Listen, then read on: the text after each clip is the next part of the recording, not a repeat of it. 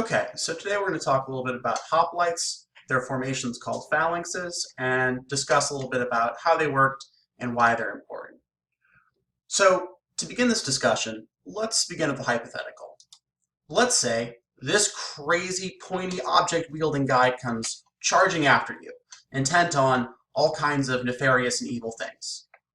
What would your reaction be? Well, if you're an average person and someone's charging you with a pointy object bent on murder, your best reaction is to get the heck out of there. That's a very natural reaction. In fact, that's biologically programmed. It's called the fight or flight mechanism. In essence, when faced with dangerous situations, you either go into crazy overcharged fight mode or flight mode where you run. And the safe thing to do is get out, because you can't pass on your genes if you're dead. And historically, we see this played out, right? Dangerous situations, humans try to minimize them, and they try to maximize their own safety.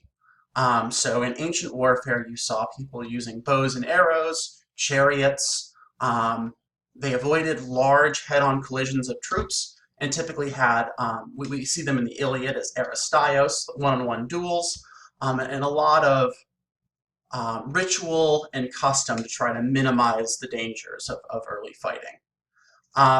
Now, what's important is that the Greeks didn't do this. For the Greeks, starting in the Archaic period up through the Classical, they did something utterly insane. They took that situation where someone's trying to kill them, and they said, let's all join together and run at them, straight at the people who are trying to do us harm.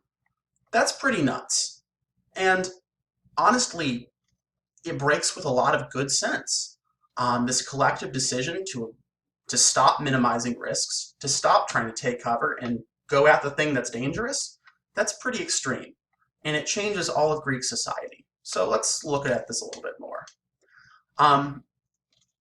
Much of the Greek ethos, their mentality, their culture, is designed to override this billion-year biological imperative, override all that common sense, and make them put their lives into dangerous situations. Humans, by biological programming, are very tenacious in defending ourselves and our lives, and that makes a lot of sense. So to understand overriding that is to understand what the Greeks were all about in many respects.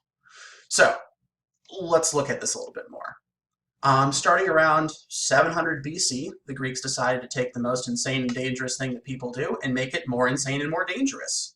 And this is called the Hoplite system, where they fought together in a phalanx.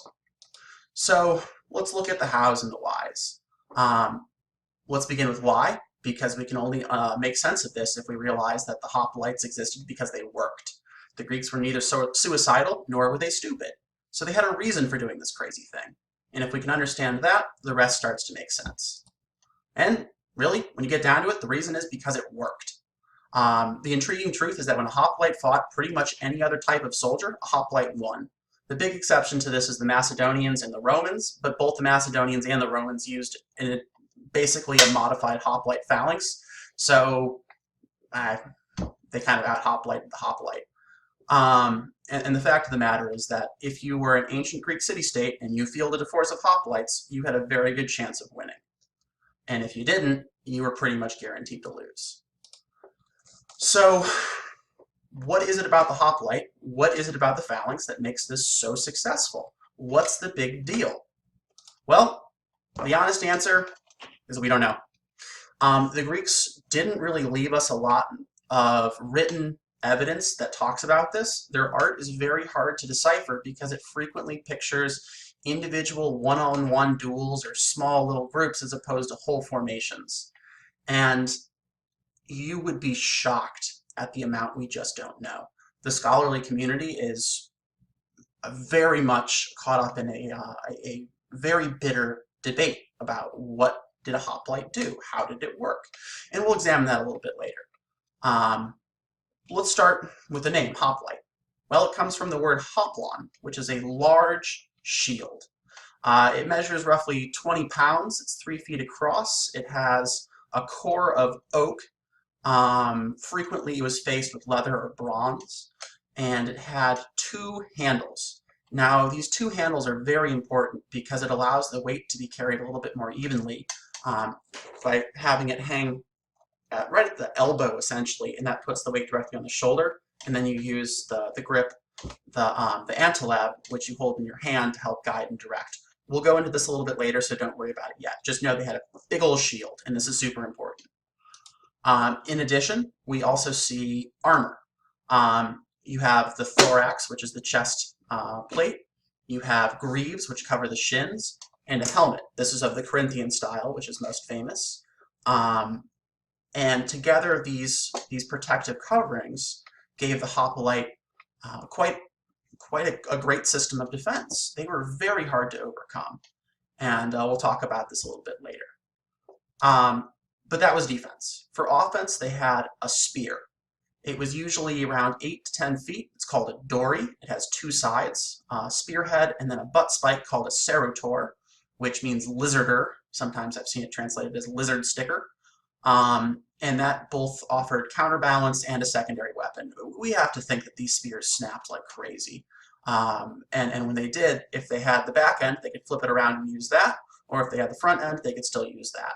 But once the spear failed, they had a backup weapon, and it was a sword.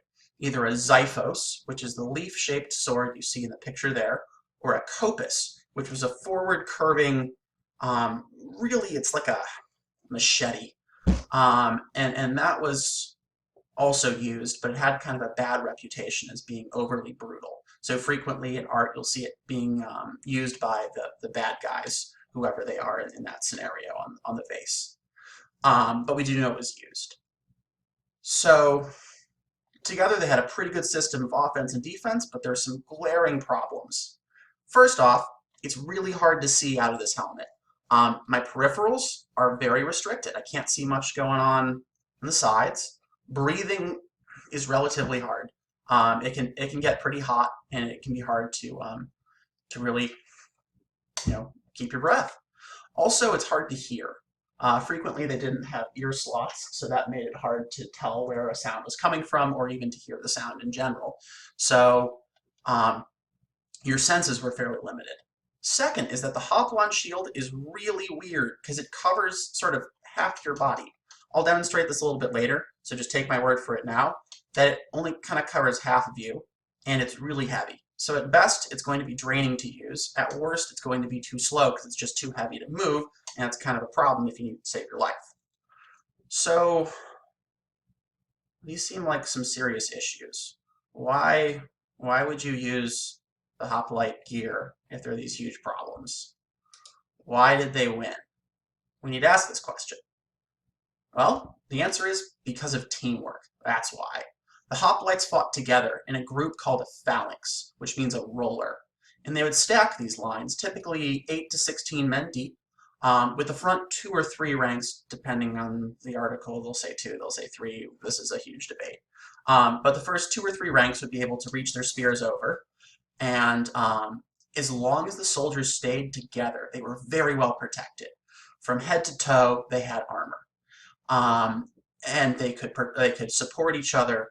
And the fact of the matter is that no enemy, not even the Macedonians or the Romans, ever had an easy time taking a group of hoplite soldiers in a phalanx head on. They had to get tricky.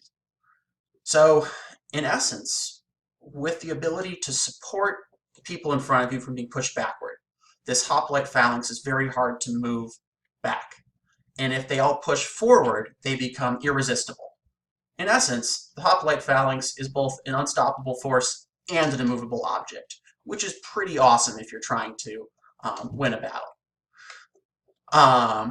So as long as it stayed together, it worked well. And casualties were fairly low. Typically, for the winning side, so before a side broke, we would expect to see a 5% casualty rate. So there was a 95% chance that as long as you and your neighbors did their job, that you would be walking away after engaging in the craziest and most dangerous thing that people do, which is go to war. Now there's a couple caveats in what I said. It was all about as long as you stayed in your spot and your neighbor did their job. But when one of that unlucky 5% fell, it was the job of the person standing behind them to do the craziest thing that they could do, which is to step over the person they just saw get wounded, to step over their wounded body and stand right in the very spot where they got wounded, which is really crazy. If you see someone get hurt, you're not going to say, I should go do the thing that got that person hurt. That sounds like a good idea. No, that's crazy. But that's what they had to do. And that is the key to the Hoplite Phalanx, is that each hoplite is willing to embrace that insanity, to step in there and to take that spot and to hold the line, to fill the gap. Because if they didn't, all of the people to the side of that fallen hoplite were in grave danger. They're not so well protected on the sides of the head, and they can't really see very well, so attacks coming from the side are very dangerous, and you need that person to step in and fill that spot. But the fact of the matter is, human courage is finite, right? There comes a time, and there always did in a hoplite battle, where one side wasn't willing to step into that gap, where they weren't willing to embrace the insanity. They weren't willing to just be blindly courageous and brave, and they maybe pulled back. They didn't step forward. And when that happened, that's when things went really badly for the Phalanx. It would start to unravel. From the inside, it would start to break apart. And that was really, really bad for the people up front because they were stuck there. And it got very dangerous for them. So once a hoplite phalanx started to break, casualties would skyrocket up, and we would see an additional decimation. So 10% more of that phalanx would be wounded at the very least. So we've established that battles are terrifying, that the helmet made it hard to see and hear, made it hard to understand what was happening.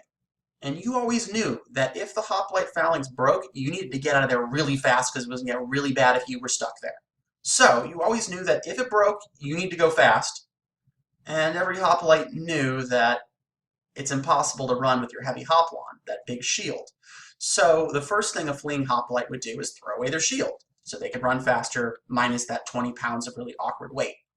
So if we remember that, and we also take into account the fact that a hoplite shield could be used as a stretcher, we can make sense of the Spartan proverb, this famous phrase where a mother would hand her son his shield and say, "With it or on it." In essence, okay, sweetie, here's your shield. Come back carrying it in victory, or come back on it because you're dead and died fighting. Throwing away your shield as a Spartan? Totally not an option. It would be very shameful. Kind of a weird thing for your mom to say to you, but that's Sparta. So in this phalanx, we know that it's not about the individual warriors. It's not about the Achilles. It's about solid soldiers who would hold their ground in the face of the most horrible condition the world had ever created, and to do it for longer than their opponents could. It was an insanity contest. Who's crazier? Who has more courage? Who's more willing to override the most basic human emotions? And that's really how battles were decided. It was that question of who could stand in the fires of war the longest, which is pretty incredible and, quite frankly, pretty terrifying. But the question of how do you make people do that was the imperative that drove Greek societal development. So they had to offer their citizens all kinds of perks. They had to offer them all kinds of punishments if they messed up. They had to facilitate a society that would make people do this. And we'll talk a little bit more about it later. But everything the Greeks did, from competition, sports, public office, the idea of voting rights, all of this stems from the fact that they needed the hoplites to do this crazy thing better than everyone else. So we'll talk a little bit more about that later, and I'll do a couple of demonstrations.